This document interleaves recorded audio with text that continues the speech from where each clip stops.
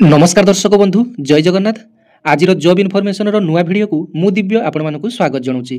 दर्शक बंधु ओडिशार पिलामानक पई पुणी थरे बहुत गुड़िए आरआई एआरआई अमीनो जूनियर रेवेन्यू असिस्टेंट पदवी रे नियुक्ति को नहीं एक लेटरटी एवं भैकेंसी डिटेल्स आपण मानकर आसी जाइछि। तेबे आपण मानक ऑफिशियल लेटरटी देखैबी एवं भैकेंसी डिटेल्स आपण मानक सहित शेयर करबी। भैकेंसी एलिजिबिलिटी कौन कौन रही, एग्जाम पैटर्न केमिति रही, एग्जाम केबे हेबो, एप्लाई केबे हेबो, डिटेल्स आपण मानक सहित मु शेयर करबी। देखंतु 17 नवेम्बर 2025 रे नोटिफिकेशन टी मध्ये आसी जाइछि, आपण माने देखि पारुथबे। तेबे आज वीडियो रे आपण मानक कंप्लीट इन्फॉर्मेशन देबा पई चेष्टा करबी। तेबे वीडियो टी भल लागले गोटे लाइक करबे, अन्य मानक शेयर करबे, चैनल टी सब्सक्राइब करनेबे एवं कमेंट सेक्शन रे गोटे हाइप रो चिन्ह आसुछि। समस्त को अनुरोध हाइप सेक्शन रे टिके हाइप कर देबे, जहा फल रे मोर वीडियो टी अन्य मानक मध्ये रेकमेंड हेबो। तेबे देखंतु एही लेटर टी आपण मानकर government of Odisha revenue and disaster management department तरफ 17 नवेम्बर 2025 रे लेटर टी लिखा जाइछि टू ऑल दी कलेक्टर्स। जिलार समस्त जिलापाल मानकू लेटर टी लिखा जाइछि। सब्जेक्ट रही filling of online requisition of OSSS Bhubaneswar for Odisha, Bhubaneswar for requirement to the vacant post of RI ARI अमीनो approved by the empire committee. तेबे किछि दिन पूर्व एक एम्पायर कमिटी टी बसिथिला। राज्य रे केते कोन वैकेंसी रही, तेबे ओडिशा रे जो रेवेन्यू डिपार्टमेंट रही से बर्तमान बहुत वैकेंसी फांका रही, जो थे आपण माने मोबाइल रे डिस्प्ले रे वैकेंसी डिटेल्स देखि पारुथबे।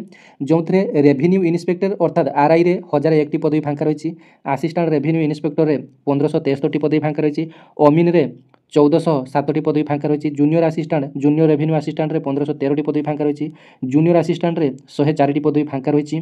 तेबे ए समस्त पदवी को जदि मिसा जाए 5500 प्लस पदवी आपण मानकर रहुची। ओडिशा पिला मानक पई पुणी थरे एक सुवर्ण सुযোଗ आसी जाइछि। तेबे वर्तमान जो आरआई एआरआई रो जो वर्तमान यार रिजल्ट मध्ये आसी नाही, तेबे पुणी थरे एआरआई पई नोटिफिकेशन मध्ये आसी जाइछि। एबे आसंतु जानिबा एजुकेशनल क्वालिफिकेशन आपण मानकर कोन कोन आवश्यक।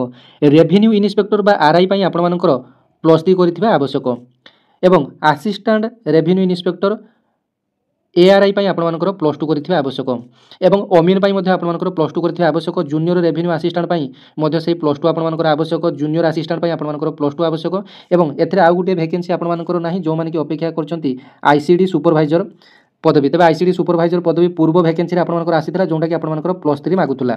तेबे एथरे आपण मानकर आईसीडी सुपरवाइजर वैकेंसी नाही। एबे आसंतु एज कथा आलोचना करिबा।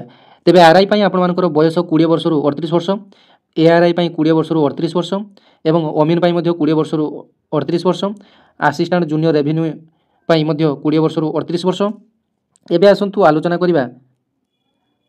तेबे एथिरे मध्ये आपण मानकर एज रिलैक्सेशन रही। एज रिलैक्सेशन आपण मानकर एससी एसटी एससीबीसी मानक पई 5 ईयर एज रिलैक्सेशन रही, पीडब्ल्यूडी मानक पई 10 ईयर एज रिलैक्सेशन रही। तेबे एथिरे आपण मानकर एग्जाम पैटर्न टी आपण मानकर केमिति रहइबो ना, जेहेतु OSSS कंडक्ट करिबो आपण मानकर एथिरे सीबीटी मोड रे आपण मानकर एग्जाम टी हबो।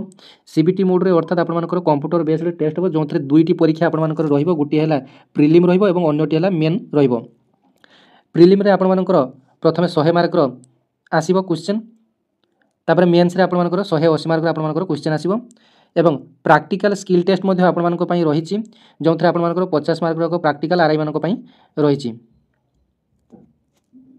जो पेपर 1 टी आपण मानकर प्रथमे हेबो बा जोंटा प्रिलिम आपण मानकर हेबो, सेथरे आपण मानकर 90 मिनिट रे 100 टी क्वेश्चन आंसर आपण मानकर देबा पई पड़िबो। एथरे आपण मानकर 1/3 मार्क आपण मानकर काटिबो, 3 टी भूल हेले गुटी मार्क आपण मानकर नेगेटिव मार्किंग मध्ये एथरे आपण मानकर रहिछि। तापर आपण मानकर एहार 5 गुणा पिला अर्थात प्रिलिम रो 5 गुणा पिला मेन को आपण मानकर उत्तीर्ण हेबे बा मेन पई आपण मानकर 5 गुणा पिला को एथरे निया जिवो। तेबे देखंतु आपण मानकर कोन कोन सब्जेक्ट रो केते मार्क रो क्वेश्चन आसीबो। जनरल स्टडीज रो आपण मानकर 20 मार्क रो क्वेश्चन आसीबो। ओडिया लैंग्वेज रो आपण मानकर 20 मार्क रो क्वेश्चन आसीबो। इंग्लिश लैंग्वेज रो 20 मार्क रो क्वेश्चन आसीबो। मैथमेटिक्स रे 20 मार्क रो क्वेश्चन आसीबो। लॉजिकल रीजनिंग रो आपण मानकर 20 मार्क रो क्वेश्चन आसीबो। टोटल आपण मानकर 100 मार्क एवं आपण मानकर समय रहिछि 90 मिनिट। आसंतु जानिबा मेन रे आपण मानकर केमिति एग्जाम पैटर्न टी रहिछि। मेन रे आपण मानकर 180 मार्क रो क्वेश्चन आसीबो एवं समय मध्ये आपण मानकर 180 मिनिट रहिबो। एथिरे आपण मानकर जनरल स्टडीज रु 40 मार्क आसीबो। ओडिया लैंग्वेज रु 20 मार्क आसीबो। इंग्लिश लैंग्वेज रु 40 मार्क आसीबो। मैथमेटिक्स रु 40 मार्क आसीबो। कंप्यूटर अवेयरनेस रु 40 मार्क आसीबो। टोटल आपण मानकर 180 टी आपण मानकर क्वेश्चन आसीबो। 180 मार्क एवं 180 मिनिट मध्ये आपण मानकर समय रही। पे स्केल आपने देखी नियंतु आरआई पे स्केल आपने देखिपे 35,400 अर्थात ग्रुप बी लेवल आपर चाकरी ग्रुप बी अर्थात हाई स्कूल मास्टर मैंने जमी दरमा पाँच 35,400 है आपर बेसिक पे बर्तमान 58% आपर डीए चली तेरे मोटामोटी कहवाई गले 55 ରୁ 60,000 इन हैंड सालारी आपने पाइबे। तापर एआरआई मानकर पे स्केल आपर 19,900 रही पे मैट्रिक्स लेवल 4 रे आपर रही। सेमिति आपर जदि 19,900 बेसिक हुए सेमिति आपण मैंने इन हैंड बर्तमान 35,000 खंडे आपण मैंने पाइबे।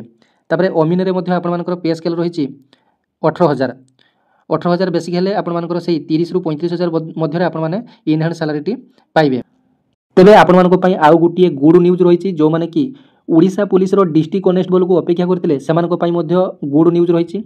आउ किछि समय पर आपण नियुक्ति को नहीं गुड न्यूज आपण मैंने शुणा पाइबे। डिस्ट्रिक्ट कनेस्टेबल नियुक्ति को नहीं सरकार ठारू मंजूरी मिल सारी मैंने नोटिफिकेशन टी खूब शीघ्र देखा पाइबे। आपण को डिटेल्स शेयर करी।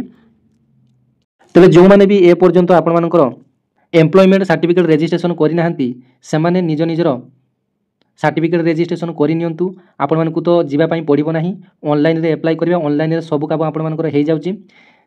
तेबे परवर्ती अपडेट आसिले आपण सहित निहाती देखा। धन्यवाद। जय जगन्नाथ।